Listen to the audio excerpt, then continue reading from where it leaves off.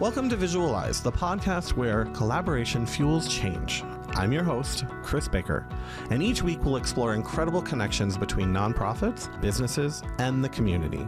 This is a space where we highlight inspiring partnerships, uncover strategies for creating meaningful impact, and share stories that show how working together can make all the difference. Whether you're a nonprofit leader, a business owner, or someone just passionate about building connections, this podcast is for you. Welcome back to another episode of Visual Eyes. Today I have Noelia Suarez from Heal the Planet. Welcome. Thank you so much, Grace, for inviting us. This is such a treat. I would love us to start the conversation a little bit with, how did you start your journey into the nonprofit? Well, this actually started in my early 20s. Okay. I realized at a very young age, I love to give back. It was very rewarding. And through friends, I learned about being a mentor to a young child. And that's exactly what I did. I was a mentor for 3 years to a very young girl. And it was very inspiring. And after that, I learned about other opportunities to give back. And for example, I was volunteering for Humane Society. I had quite a few dogs in my house and then walk around with dogs. One of the other things I did was through the university I was attending is to put together the faculties with our Basel. That was a great thing to do because it gave exposure to the university and all kinds of activities relating to how I can make a difference. Through another work, in this case, it was all volunteering. I was introduced to Heal the Planet.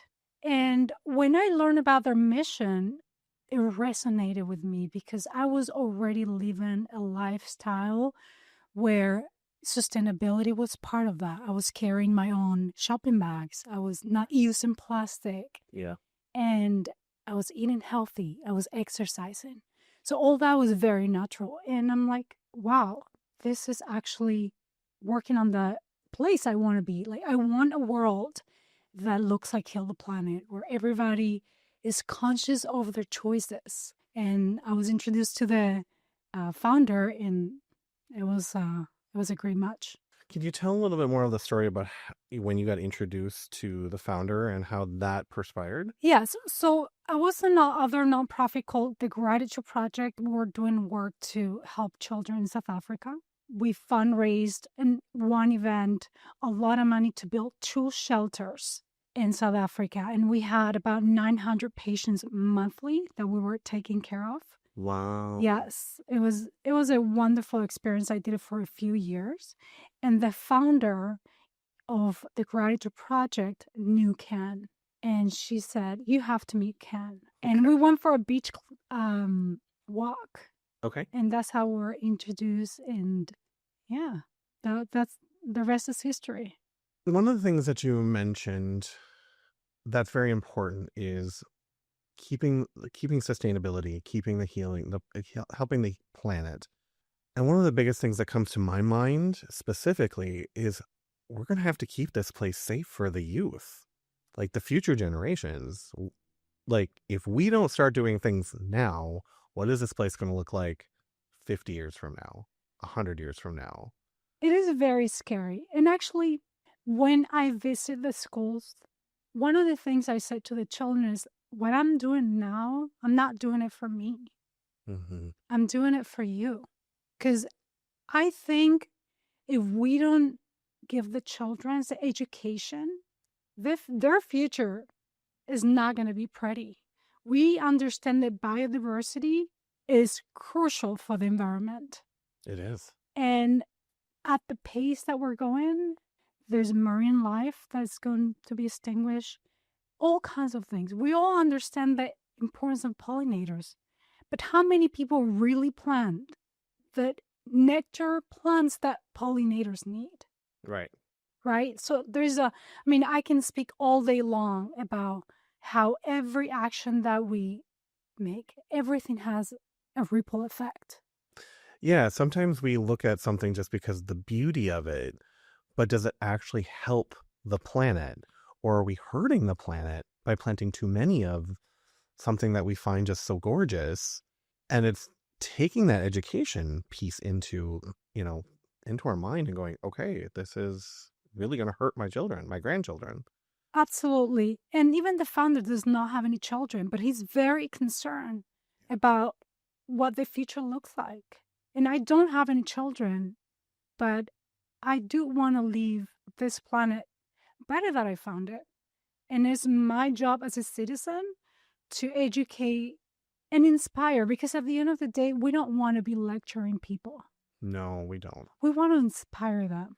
And I think that's where we actually get a chance to really make the hugest difference, when we actually connect with them on an inspiration, emotional level, that they can like, oh, I do need to make that change. A lot of people just hear the data and the facts and they're like, okay, but they don't think about it. And unfortunately, that's one of the things that, it's very important for us to get that data so that we can prove it, to government and to other agencies and everything else.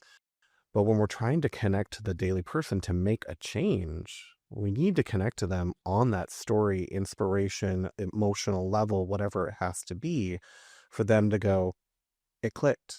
I get it now. 100%. And one of the scary things is we believe that someone else's will do the job because we feel very small. We think, oh, I'm not going to make a difference. It does. Every little thing that we do makes a difference. Oh, yeah. It's hard to see it because the fact that I'm not using all the time Publix, per se, shopping bags. I know by now I probably save over 1,000 bags of plastic. And they say reuse it, but most people don't reuse it. They end up, where? In the garbage. In the ocean. Oof, that's even worse. I did a cleanup, and the number one thing we got out of the coastline were shopping bags, plastic, Was it? and straws. Let's not go even into the straw subject because that one can go deep. Yes. I'm very disappointed about that because we have seen a shift in consciousness with that little thing. But it doesn't take a huge effort for you to say not to straws or not to plastic. It's about education and understanding that the small acts can make a huge difference. Yeah. And I'm very appreciative of when I go to, a restaurant or go to a bar that have biodegradable straws or, bags or to-go boxes, whatever the case may be, that I'm like, I appreciate that. Yes, it may cost me an extra few cents or $1, whatever it's going to be, but I know it's making a difference as well. So I appreciate those. I remember several years back, I went out just before I went on a cruise, and the place was like, we don't use straws at all. And if you want to buy a metal straw for $1, you can buy a metal straw for $1. And I still have that metal straw in my bag. I love it. And I was like, I've never heard of a place say, we don't carry straws. But I was so inspired. I was like, I'm going to keep this. And I know exactly where it is. It's in my bag. I can take it wherever I go. And that's something that I feel was very important to me. Yes, I feel everyone, especially big companies, be responsible and liable. That's a good word. That's actually heavy, right? It's a heavy word, but it's true. But it's true because they have the power to create changes. They do, yeah. And we have to make sure they are accountable. Right? Well, yeah, but you bring up a very good point. How is Heal the Planet trying to hold some of those companies to be more accountable or liable? We're a very small nonprofit. Nevertheless, we make sure that at least at the student levels, we go to Broward schools. Yes. Mainly Title I schools to give them the tools for them to make better choices. We tell them, you need to exercise. You need to eat healthy. Because if you're not healthy, you're not going to perform as well. We talk about mindfulness. So important. And of course, sustainability. sometimes when I go to the schools, I'm not the educator, but I like to go because I want to understand what the situation is in the schools as much as possible, because that's a way to always improve. Okay, we're doing this. How can we do it better? And I always take my backpack with me, and I take out the reusable stuff. And they look at me like, what is that? And I explain to them. So if we give them at a young age tools, then they understand that they can go back home and make a better choice, not only for themselves, but also for the planet. I heard more than one time children thinking, I got to stop using plastic. Yeah. It's music to my ears, honestly. Because in truth, like, if we can make that impression on our youth, we have a better chance for the future, for them, for the whole planet. And we have to start there in a lot of different ways. I mean, we can work with the companies that are currently out there, trying to get them to make some shifts and changes to make better choices. One of my favorite places to actually go shopping is Aldi. They don't have any plastic bags. I know. I love it. And I force myself, I buy a reusable bag. I have 6 in my car. Good. I always bring them up to my apartment when I'm bringing up the groceries. And then if I forget one, I at least have a few more in the car. But I bring them back down and I reuse them and I reuse them. I reuse them for almost everything. Like, I'm kind of like forced myself into that habit. And that's where the really thing that has to change is you have to force it into habit to actually make a bigger difference and a bigger impact. Yes, and it may start that small, right? Like the straw, Yes, the shopping bag. Okay, now how about if I look a little bit more? Because there are options out there, which is I'm not educated. I have plenty of things in my head because I educate myself throughout the years. Yeah. And the motivation is I want animals to have opportunities. And I say animals because there are many of the species are in extinction. Yeah, they're gone. Right? Never going to come back. That could be due to that plastic bag. It could be due to, many different things. One of the things I still do, and I still do to this day. I don't love it when the pop cans have the 6-pack plastic thing. I know. Because I always see in my head a duck or some type of getting stuck. And so every time I see that in anything I buy, I'm like, oh, why did you do that? But the first thing I do is I cut it up. I have to cut it up because I'm like, regardless if it's going out, I'm not going to let an animal get stuck in this. Like, it's just not going to happen. Yes, that's exactly what I do. Everything that I buy, there's a big effort when you don't shop everything that is out there that contains plastic, because it requires you to rethink about how you shopping.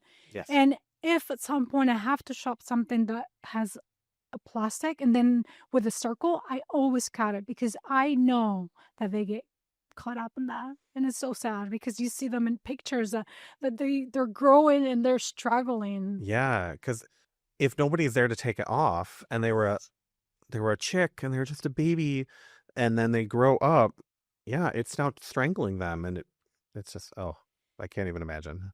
Yeah, and a lot of people have said to me, well, most of the plastic in the ocean is from the fisheries. I'm like, okay, I get that. But if you can prevent from one animal not to ingest plastic, and that animal will survive, why don't you make that change? I think it's easier at the end of the day to take the easy way out.